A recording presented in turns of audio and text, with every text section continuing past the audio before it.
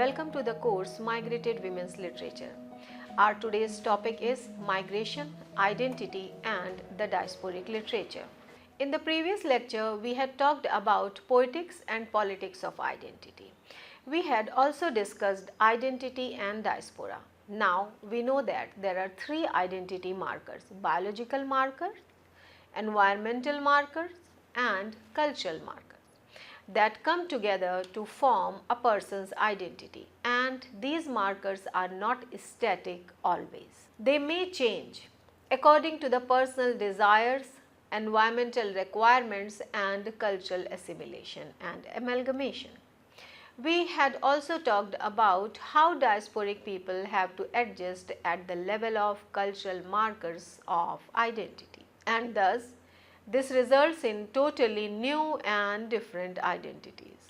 We had also talked about the term Janus phased. This is the attitude of the diasporic people where they acquire a new identity but keep on looking back at their past identities attached to their homelands.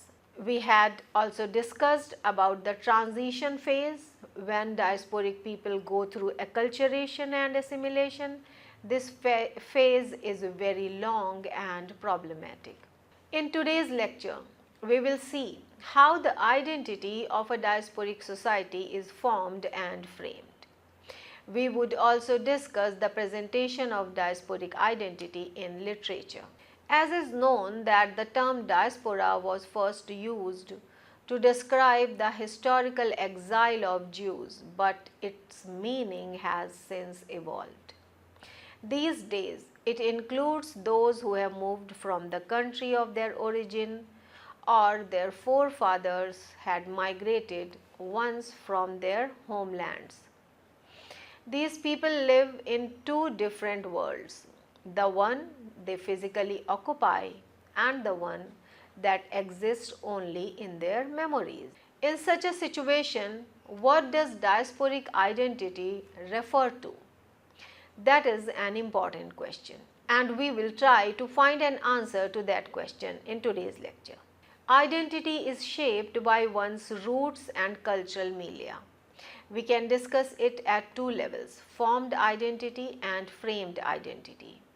We had discussed about different identity markers that form a person's identity. All the three identity markers, biologically given, environmentally given, culturally given, jointly create a person's identity, which is called a formed identity.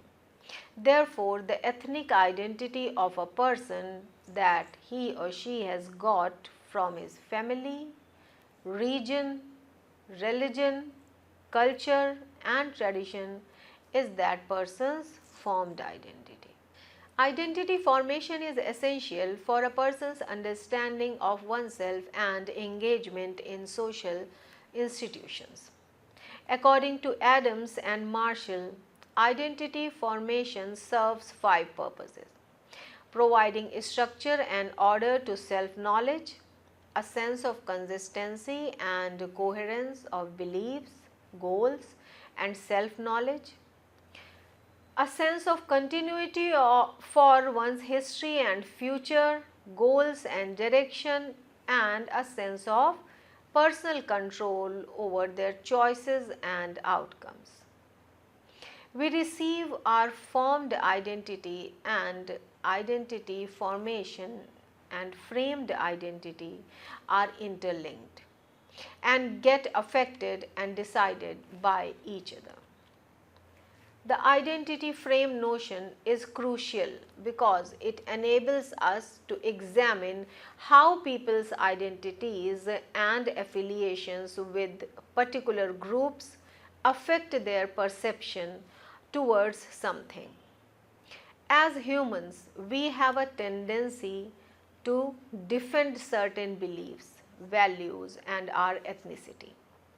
This attitude contributes to the construction of our sense of self, and this construction of self describes who we are or decides our identity. Identity is developed through a process of exploring possibilities or choices and committing to one based on the results of their exploration. Identity frames are formed in many ways and are influenced by a variety of circumstances. Individuals' perception of their essential ideas, values, and sense of self determine how they react in a certain situation. Sometimes a person may be supportive of some thoughts or institutions. They work as different groups which a person belongs to. The person's attitude towards any situation and other people is also influenced by various groups they belong to. These groups may have ideologies and principles based on traditions, cultures, religions, and regions also.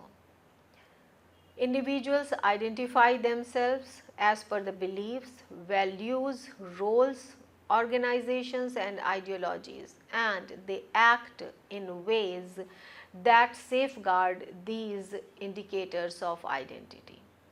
This is how the frame of group indication works in forming the identity. Next is social roles. The roles that a person performs come in this section, and there is no limit to these roles. An individual always carries more than one role in a social system. One's identity frames can be significantly influenced by their roles in society. Whether they are that of a student, parent, friend, guardian, husband, wife, employer or employee. We behave and respond to any situation according to our roles in the society. The needs and interests of every role are different, and they affect how a person responds in a certain situation or conflict. This is how social roles frame one's identity. Then we have ethnic identity. That also works along with the other two frames of identity formation.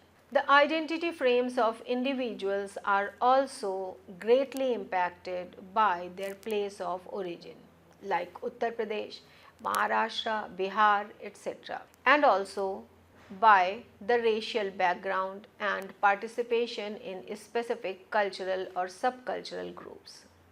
For example, North Indian culture, South Indian culture, etc.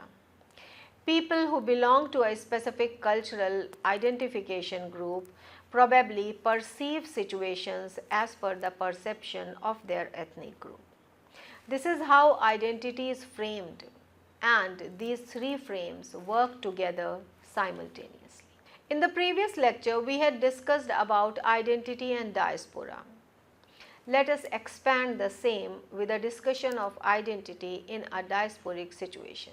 We know that diaspora is a complex situation. Diasporic people find themselves situated in a complex position between two worlds and managing two different cultures. They could neither forget their ethnicity nor fully assimilate into the new one. Stuart Hall, while talking about diaspora, mentions two situations of the world. The first is globalization, which focuses on assimilation and homogenization as the main points of it. Whereas the second one is faithfulness towards one's ethnicity and national identity. Diasporic people are faced with these two situations. They want to be a part of the global identity, that is their new or present identity. And at the same time, they want to retain their ethnic identity, which they have got from their motherland. Therefore, Stuart Hall says that emergent cultural identities are in transition. He talks about hybridity and syncrety, which means that in the post-modern world, diasporic people very smoothly synchronize their old and the new identities. It is referred to as cultural hybridity. This hybridity of cultures has resulted from a fact that the diasporic people cannot go back home now. As Saffron had mentioned, that diaspora always has an associated feeling of going back home, and they or their descendants would go back when the situation becomes feasible. But the reality was totally different from the concept given by Saffron, because the earliest diasporic people could never go back home, and they were the people who had the strongest desire of going back to their homeland. However, we were talking about hybridity of cultures. In post-colonial understanding, identity has appeared as a shift in perspective. It has changed their position from insider to the outsider, because with the developments in science and technology, the home that they had left behind has in the meantime modernized itself, and they find it equally alien to them as their newfound land is. So, they know they cannot go back now. On the other hand, in the new country, they find themselves on the periphery. Their identities are hyphenated. Though they try hard to be a part of the new country, this is the dilemma of the younger generation. It is difficult for them to align with the same rules and feel for the motherland of their ancestors with the same intensity, because they are born in that new land and they find it easier to cope up with the life there. However, this new nation also treats them as others. The spatial and temporal distancing is experienced by them in both situations. So, we can say that identity formation in a diasporic situation depends upon the era of migration also. Previously, most of the migrants were Janus phased and have been waiting to go back to their homelands. However, their journey to the new place had no return tickets. They struggled hard to learn new ways of life and assimilate into the new culture. Next phase could be seen as a diasporic situation where we find cultural hybridity that has shaped diasporic identity, and they have synchronized both the cultures and accepted both the values and traditions. Stuart Hall talks about two specific frames for cultural identity. The first presents cultural identity as a singular and collective one, where people have a common ancestral and historical background. The first frame constitutes superficial identity, whereas the other one is the point of difference, which constitutes the real self, or at least decides what one would become. Now, let's see the presentation of diasporic identity in literature. Literature has always been a mirror of society, and it reflected pangs of migration also, as it had presented other facets of life and other issues of the world. Similarly, it has presented diaspora also. But writing did not come to these immigrants so easily and swiftly, as we know that most of the people who had migrated earlier were illiterate. Also, the biggest issue at that time for them was to manage their survival needs. So, thinking of writing literature was nowhere on the scene. Basically, most of the diasporic literature was produced by the next generation of these immigrants. As literature has always been used as a vehicle for social change and to highlight various concerns of the society, but for those diaspora writers, it was not easy to write and publish because of two reasons. First, they were the minority in any country, and second, their writings were seen with prejudice. However, writing was the best way to gain recognition and show the world what they had gone through. Presenting reality in a fictional way has always been the most favorite form of writing.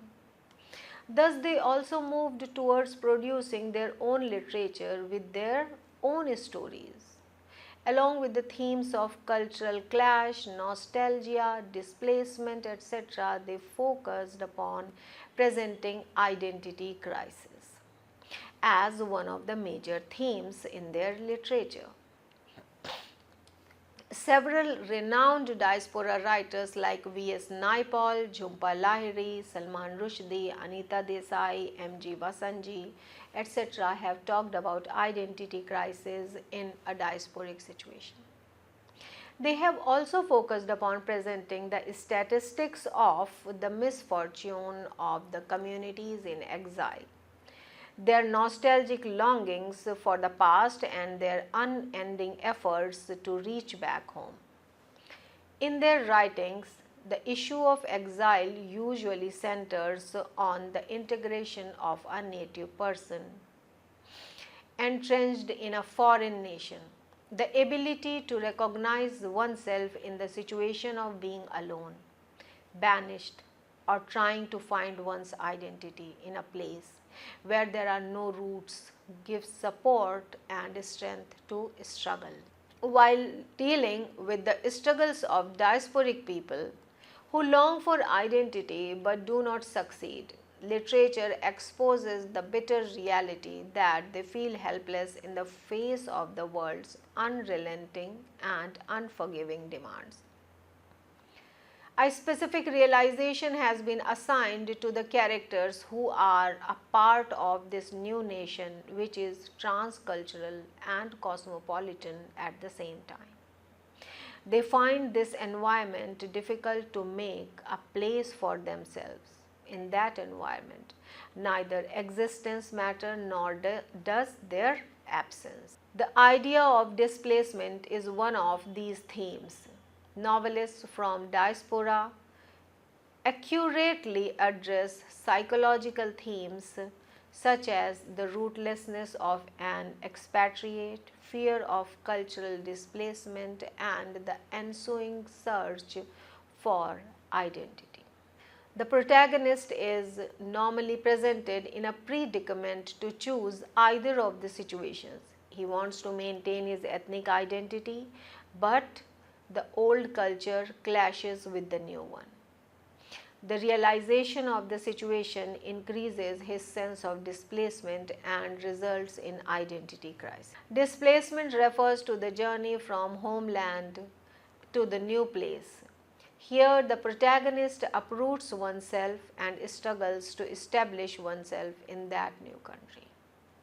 However, re-establishment is not always easy. Thus, the character feels homeless and displaced. The concept of homelessness also impacts the process of identity formation. The diaspora people feel homeless because their home is their motherland, their own culture, their own rituals, their own beliefs. Their identities have been framed at the physical, social, and psychological levels by the cultural beliefs of their homeland. Now, they notice a considerable difference between the cultures of homeland and hostland. They feel their ethnic identity has been intruded by the new identities, new traditions, new values, and new beliefs. Hence, their feeling of homelessness increases. To avert the guilt of homelessness, diaspora communities adopt and assimilate into the host culture. The goal of the first generation of diaspora was to preserve and transmit their original culture to the succeeding generations. The younger generation comprehends and sees the native culture through the eyes of the previous generation. The older generation always makes certain sacrifices to maintain a connection that is at least somewhat compatible across generations. The identity and associated issues are somewhat different for the second generation of diaspora, because although they are filled with pride for India or for their motherland, their home is still somewhere else, such as America or England. They are born in that land and wish to be recognized as one of them and lead a life of their choice, but in reality, their position is that of insider outsider, and they suffer alienation at the hands of the natives. Now let us talk about assimilation and identity formation. Cultural assimilation involves language loss, cultural loss and identity loss. It is not viewed positively by the diaspora people.